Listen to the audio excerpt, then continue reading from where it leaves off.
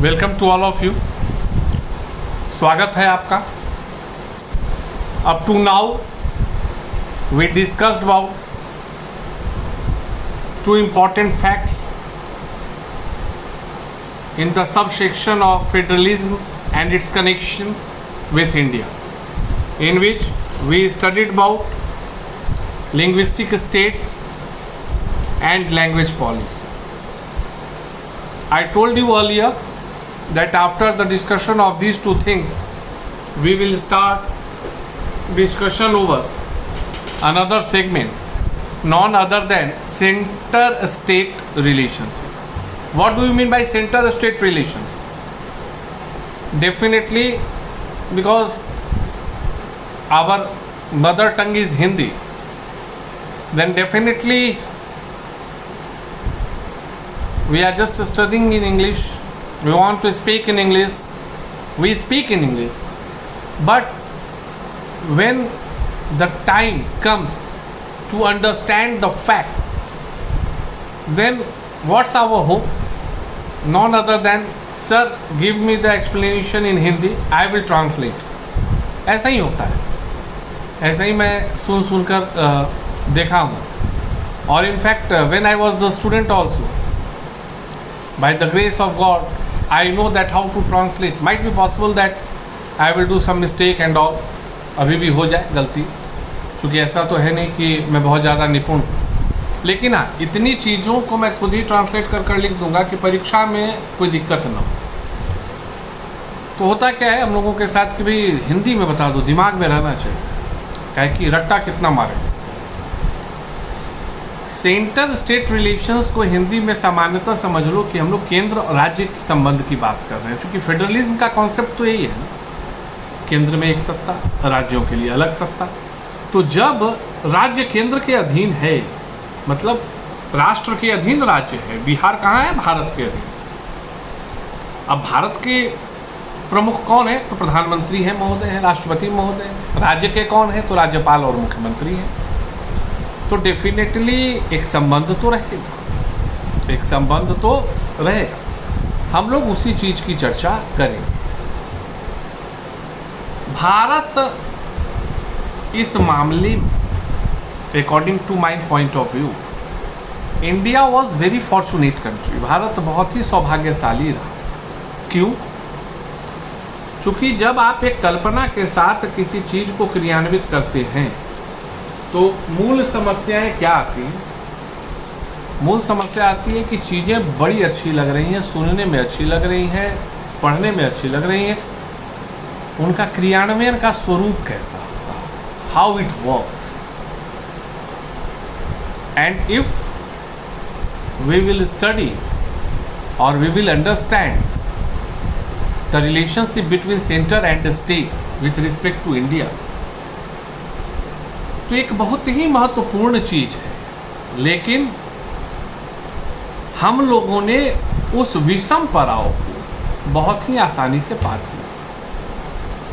कारण क्या था कि जब आज़ादी मिली, जब यह स्वरूप चर्चा में आया, उसके बाद कई वर्षों तक, दशकों तक लगातार प्रारंभ हुई। केंद्र और राज्य में एक ही पार्टी की सरकार बनती है। जी, अगर भारत की बात की जाए तो मैं बात कर रहा हूं भारतीय राष्ट्रीय कांग्रेस। आप जानते होंगे कि पहले गैर कांग्रेसी प्रधानमंत्री बनने का सौभाग्य मोरारजी देसाई को मिला था।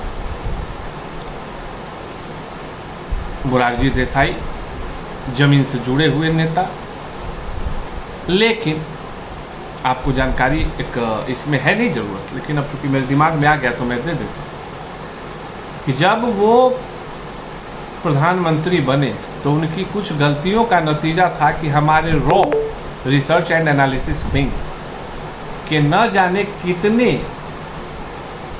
लोग पाकिस्तान में मारे गए थे उनकी बेवकूफ़ी से। तो उसकी चर्चा तो मैं ऋषि द क्रिएटर में करता हूँ, चूँकि वो जनरल स्टडीज़ की तैयारी है, कॉम्पिटिटिव तैयारी है, इसमें आपकी ज़रूरत नहीं है। लेकिन वो मतलब क्या था, उसके पहले तक लगातार कांग्रेस की सरकार थी और राज्यों में भी कांग्रेस की सरकार थी, जिसके कारण कि राज्य जो थे उन्होंने कभी कोई ऐसी गतिविधि की ही नहीं।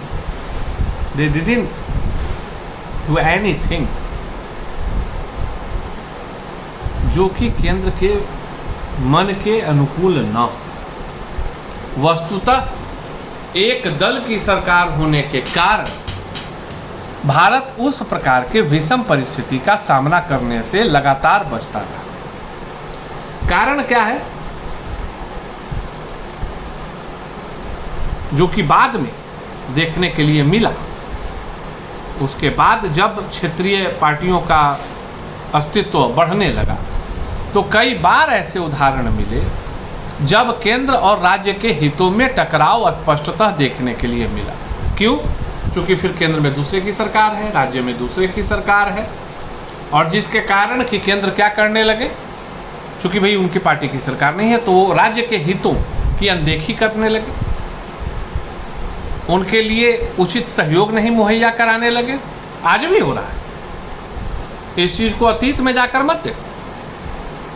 केंद्र राज्य के संबंध के मधुरता को अगर समझना है तो आप ये समझो कि कभी भी आपने पहले सुना था कि राज्य में कोई परेशानी हो रही है, केंद्र के साथ अनबन चल रहा है? तुम बोलोगे नहीं सर, हम लोग तो छोटे थे, हम लोगों के पिताजी भी जल्दी तो नहीं सुने हैं। It's fact. इनफैक्ट आपको जानकारी होगी कि लुटियन के बंगले में बैठकर गांधी परिवार या कांग्रेस परिवार यह निर्णय कर लेते थे कि भैया पंजाब में किसको ज़्यादा सीट आई है तो भैया कांग्रेस को है, तो ठीक है इनको मुख्यमंत्री बना दिया।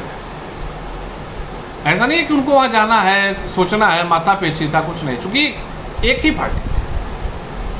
अब स्वाभाविक है कि अगर मुख्यमंत्री का चयन वहीं से हो रहा है जिनकी पार्टी की सरकार दिल्ली में है, तो स्वाभाविक है कि कभी भी केंद्र की नीतियों के विरुद्ध नहीं जाएंगे, तो स्थिति तो सौहार्दपूर्ण बना रहेगा। लेकिन जब पार्टियां बदलने लगी, ऊपर कांग्रेस, नीचे क्षेत्रीय दल, अन्ना द्रम, तरह तरह की पार्टियां, शिवसेना, अकाली दल,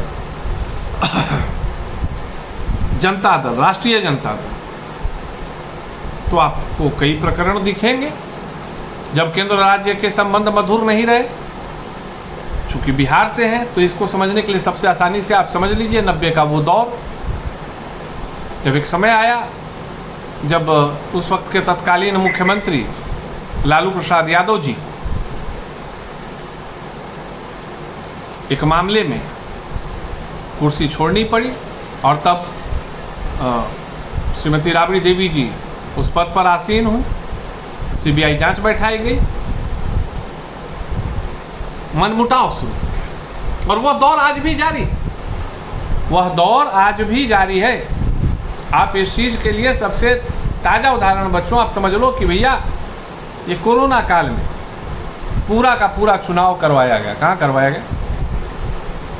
कई राज्यों में करवाया गया, लेकिन मूल केंद्र में था पश्चिम बंगाल, भालो मानुस राज्य। क्यों? केंद्र सरकार के दिमाग में था कि इस बार सत्ता विरोधी लहर का लाभ उठाएंगे, हम सत्ता बनाएंगे, और उसके लिए उन्होंने इस पेंडेमिक कंडीशन में भी क्या किया, चुनाव के लिए हम लोगों को ढकेल दिया, और बाद में भी कोरोना के पेंडेमिक कंडीशन को तो हम लोग देखिए। चूँकि वहाँ पाबंदी, अगर केंद्र सरकार कोई नियम बनाती तो पूरे राज्यों के लिए होता, समस्त राज्यों के लिए होता, तो वो नहीं चाह रही थी कि वैसा कुछ करे जिसको कहीं लागू किया जाए कहीं नहीं किया जाए, तो उसने शिथिल छोड़ा। बाद में हम लोग झेले, लॉकडाउन भी लगा ना। कब लगा? कब लगा लॉकडाउन? चुनाव के बाद।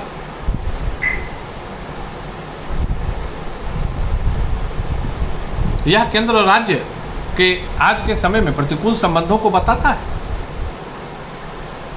आज भी चाहे वो माननीय मुख्यमंत्री हो पश्चिम बंगाल की, केंद्र सरकार के लोग हों, प्रतिनिधिगण हो, स्पष्टतः तुम अगर समाचार पत्र पढ़ोगे तो चाहे वो बाढ़ आपदा में बैठक में शामिल होने की बात हो या कई तथ्य तुम्हें मिलेंगे जिससे तुम्हें लगेगा कि केंद्र और राज्य के बीच में संबंध मधुर नहीं। लेकिन आज अगर ऐसा हो रहा है तो कोई बात नहीं है, क्योंकि भारत ने अपनी नींवें मजबूत कर, ऐसा नहीं है कि कोई बहुत ही बड़ा मतलब आंदोलन हो जाएगा, क्रांति हो जाएगी, क्योंकि अब हम लोगों का लोकतंत्र दशकों पुराना हो। लेकिन अगर इस तरह की परिस्थिति पहले हुई होती तो भारत भी अखाड़ा बनकर रह गया, भारत भी अखाड़ा बनकर रह गया। अर्थात बॉटम लाइन फैक्ट है, अगर सरल भाषा में समझा जाए तो यह बात स्पष्ट है कि प्रारंभ में अगर चीज़ें काफ़ी शांतिपूर्ण ढंग से संपादित हुई, केंद्र राज्यों के संबंध मधुर रहे, तो स्पष्ट है कि इसके पीछे का एक और एक ही मजबूत कारण था, और वह था कि केंद्र तथा राज्यों में एक ही पार्टी की सामान्यतः सरकारें बनी। और अन्यथा अगर इस प्रकार की परिस्थिति होती तो समय बड़ा ही विचित्र परिस्थिति होता भारतीय लोकतंत्र के लिए, भारतीय लोकतंत्र की स्थापना। कारण हम कभी भी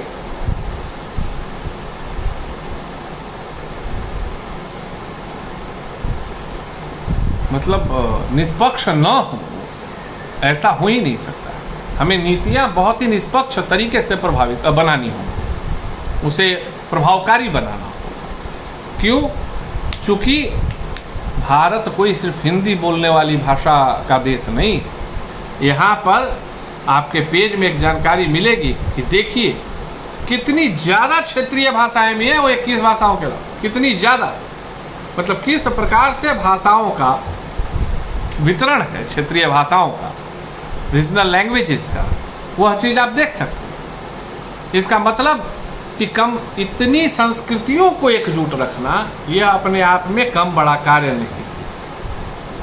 and for that it's my request to you that kindly make a map of India on the basis of language. मैं पॉलिटिकल मैप बनाने की बात नहीं कर रहा हूँ, मैं आपसे कह रहा हूँ कि आप उस तरह का मानचित्र बनाएं जो भाषाई आधार पर भारत का मतलब भारत को प्रदर्शित करें। लगे कि हाँ इस मैप को देखने के बाद हम आसानी से समझ जा रहे हैं कि हाँ भैया ये भाषा इस जगह में है, ये भाषा इस जगह में, ये भाषा इस जगह में, राजस्थानी यहाँ बोली जाती है, पंजाबी वहाँ बोला जाती है, कन्नड़ यहाँ बोला जाता है, तमिल यहाँ बोला जाता है। तो उस तरह का आप बनाइए और उसको समझिए। And it's my fact that you have to understand all these things. In my next session, we will start our discussion over the topic decentralization in India.